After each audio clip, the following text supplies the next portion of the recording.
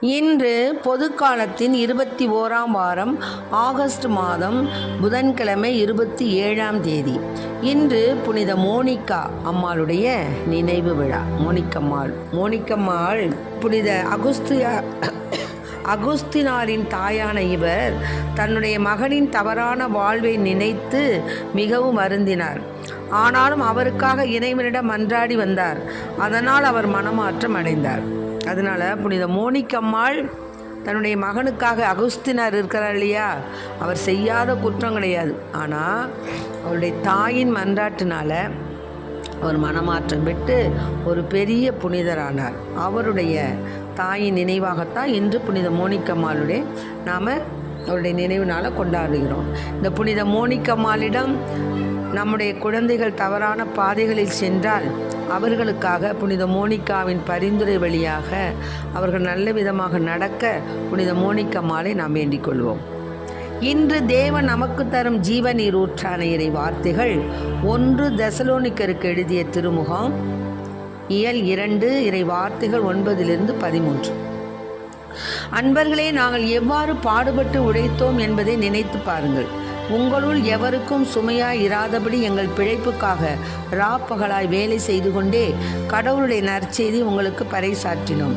நம்பிக்கை கொண்டுள்ள உங்கள் முன்பாக நாங்கள் மிகவும் தூய்மையோடும் நேர்மையோடும் குற்றமின்றியும் ஒழுகினோம் என்பதற்கு நீங்களும் சாட்சி, கடவுளும் சாட்சி. ஒரு தந்தை தம் பிள்ளைகளை நடத்துவது போல உங்களை நடத்தினோம்.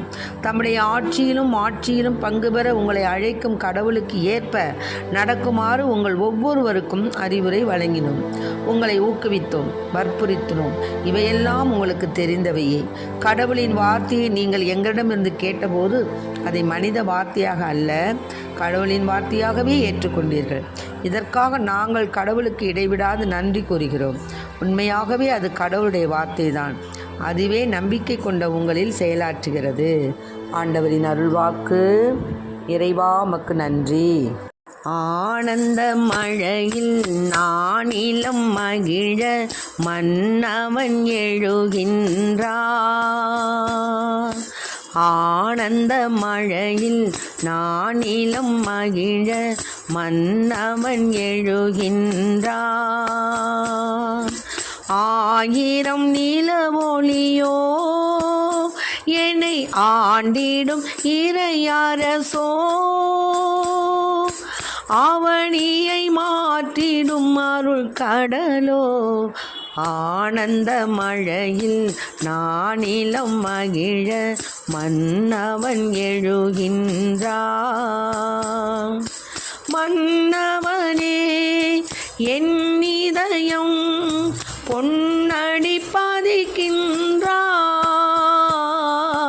விண்ணகமே என் இதயம் அன்புடன் அழைக்கின்றார்.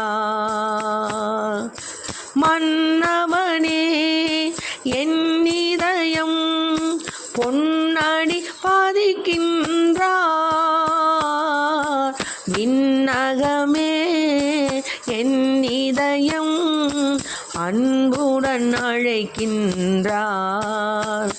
இனி என் வாழ்விலே ஒரு பொன்னாளிதே, பண்பாடவோ என்றும் கொண்டாடவோ மலர்கின்ற புது வாழ்விலே இனி சுகமான புது ராகமே என்றென்றும் உண்டாகும் பேரின்பமே.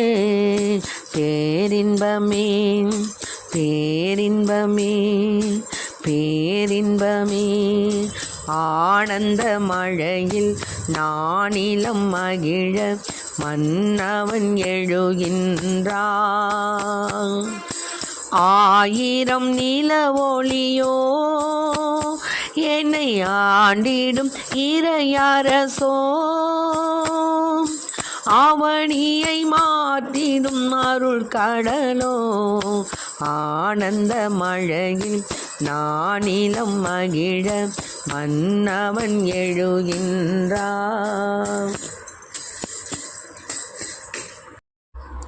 இன்றைக்கு நம் தேவன் தரும் ஜீவநீர் ஊற்றான இறை வார்த்தைகளை கேட்டோம். அதாவது 1 தெசலோனிக்கருக்கு எழுதிய திருமுகத்தில் என்ன சொல்கிறாங்க இறையடியார்? நாங்கள் எவ்வாறு பாடுபட்டு உழைச்சோம், உங்களுக்கெல்லாம் நாங்கள் சுமையாக இல்லாதபடிக்கு நாங்கள் பிழைப்புக்காக ராப்பகலாக வேலை செய்துக்கிட்டே உங்களுக்கு நற்செய்தியை நாங்கள் பரப்பணும். நம்பிக்கை கொண்டுள்ள உங்கள் முன்பாக நாங்களும் தூய்மையோடு நேர்மையோடு குற்றமின்றியும் இருந்தோம். அதுக்கு நீங்கள் சாட்சி, கடவுளும் சாட்சி. ஒரு தந்தை தன் பிள்ளைகளை நடத்துவது போல் உங்களை நடத்தணும். தம்முடைய ஆட்சியிலும் பங்கு பெற உங்களை அழைக்கும் கடவுளுக்கு ஏற்ப நடக்குமாறு உங்கள் ஒவ்வொருவருக்கும் அறிவுரை வழங்கினோம் அப்படின்னு சொல்கிறாங்க. உங்களை ஊக்குவித்தோம், வற்புறுத்தினோம், இவையெல்லாம் உங்களுக்கு தெரிஞ்சது தான். ஏன்னா கடவுளுடைய வார்த்தையை நீங்கள் எங்களிடம் கேட்டபோது என்ன செஞ்சீங்க? அதை மனித வார்த்தையாக அல்ல, கடவுளின் வார்த்தையாகவே ஏற்றுக்கொண்டீங்க. அதனால தான் நாங்கள் உங்களுக்கு நன்றி சொல்கிறோம். அதனால் இப்போ நம்ம பேசுகிறோம். இப்போ நம்ம இந்த ஜீவநீர் ஊற்று வழியாக தேவன் நம்முடன் பேசி கொண்டிருக்கிறார். தேவன் சொல்லக்கூடிய ஒவ்வொரு வார்த்தையை தான் இப்பொழுது ஊழியக்கார பிள்ளைகள் வாயிலாகவும் குருவானவர் வாயிலாகவும் சொல்லிகிட்டு இருக்காங்க. அதை நம்ம முக்கியமாக அந்த மக்கள் அதாவது மனித வார்த்தையாக அல்ல, கடவுளின் வார்த்தையாகவே ஏற்றுக்கொண்டீர்கள். இதற்காக நாங்கள் கடவுளுக்கு இடைவிடாது நன்றி கூறுகிறோம். ஆகவே இத்தகைய வார்த்தைகளை நீங்கள் தேவனுடைய வார்த்தைகளாக எடுத்துக்கிறீங்க. அதற்காக உங்களுக்கு நான் நன்றி சொல்கிறோம். அதனால் உள்ளத்தில் அழுக்கு நிறைந்தவர்களாக இருந்த போதிலும் வெளியில் தூய்மையான தோற்றம் கொண்டது போல் சில பேர் இருப்பாங்க. ஆனால் அந்த மாதிரி இருக்கக்கூடாது. நாம் உள்ளத்திலும் தூய்மையாக இருக்கணும், வெளியிலேயும் தூய்மையாக இருக்கணும். அதாவது மூதாதை வாழ்ந்த நாட்களில் இது போல் இருந்திருந்தால் இறைவாக்கினருடைய கொலைகளை அவங்க தடுத்திருப்பாங்க என்று அவர்கள் சொல்வதையும் நிராகரிக்கிறார் இயேசு. ஏன்னு கேட்டிங்கன்னா, அவங்க என்ன பண்ணுறாங்க, உள்ளத்தில் ஒன்றை வச்சுட்டு வெளியில் ஒன்று சொல்கிறாங்க. நாங்கள் நிராகரிச்சிருப்போம் அப்படி, அது தப்பு. அது அவங்கள உண்மையாகவே கடவுளுக்காக ஊழிய செய்கிறவங்களெல்லாம் அவங்க பழி வாங்கணும்னு ஏசப்பாவே அப்படி தானே பழி வாங்கினாங்க.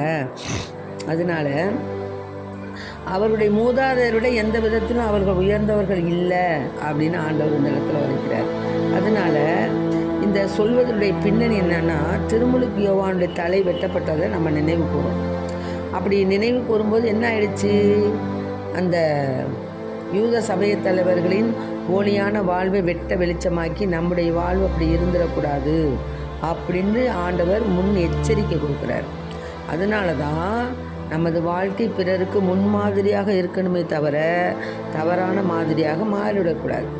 அதனால தான் இங்கே என்ன சொல்கிறாங்க அப்படின்னு சொன்னால், கடவுளின் வார்த்தையை நீங்கள் எங்களிடமிருந்து கேட்டபோது அதை மனித வார்த்தையாக அல்ல, கடவுளின் வார்த்தையாக ஏற்றுக்கொண்டீர்கள்.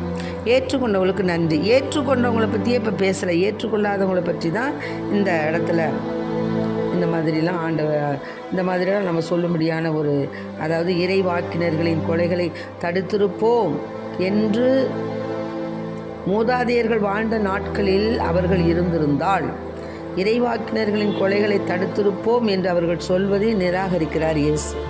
அதனால தான் அவங்க உள்ளொன்று வைத்து புறமொன்று பேசுகிறாங்க. ஏசப்பாவையே அப்படி தான் கொலை செய்கிறதுக்கு ஆரம்பித்தாங்க, தேடினாங்க. அதனால் நாம் இப்போ என்ன செய்யணும் அப்படின்னு சொன்னால், தேவனுடைய வார்த்தையை கேட்கும் பொழுது அவை நமக்குத்தான் சொல்லப்படுகின்றன. நம் வீட்டாருக்கு, நம் குடும்பத்தாருக்கு, நம் முறையினருக்கு ஆசீர்வாதமாக கூறக்கூடிய வார்த்தை என்பதை உணர்ந்த பிள்ளைகளாய் நாம் இறைவனுக்கு ஏற்புடைய பிள்ளைகளாய் வாழ வரம் கேட்போம். ஆமென். Praise the Lord. மரியே வாழ்க.